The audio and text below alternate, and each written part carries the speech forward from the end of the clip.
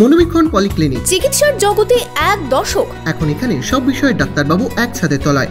Phone করুন 7477799515 এই নম্বরে। বাংলা বছরের প্রথম দিনে নির্বাচনী ইস্তেহার প্রকাশ করল বিজেপি। বিজেপির সংকল্প পত্রে এবার ফোকাস মোদির গ্যারান্টি। মোদির মুখে বিনামূল্যে রেশনের আশ্বাস।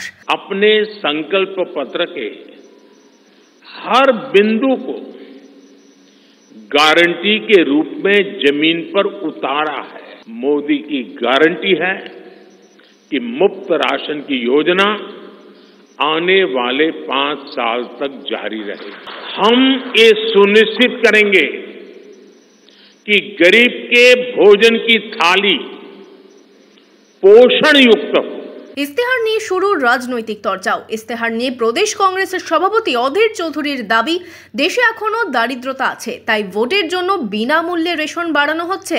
রেশনের মাধ্যমে তিনি ভোটও করতে চাইছেন। কোভিডের সময় আমরা বলেছিলাম যে এই সরকার বিনা পয়সায় সেগুলোকে সরবরাহ করুক।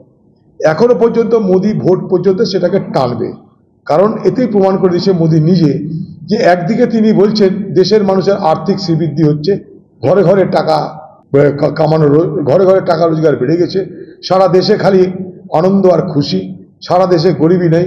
উল্টো দিকে গরিবী দূরীকরণের নামে তিনি আজও পর্যন্ত সেই বিনা পয়সায় রেশন দেওয়ার প্রকল্প ঘোষণা করছেন। মায়াটা কি? মায়াটা স্পষ্ট হয়ে যাচ্ছে এখানটায়, দেশের দারিদ্রতা আছে।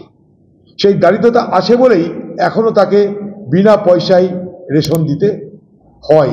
2 নম্বর, এই বিনা পয়সা রেশন দেওয়ার মাধ্যমে তিনি ভোটও করতে চাইছেন, অথচ সস্তায় রেশন দেওয়ার আইন কংগ্রেসের আমলে তৈরি হয়েছিল 2013 সালে।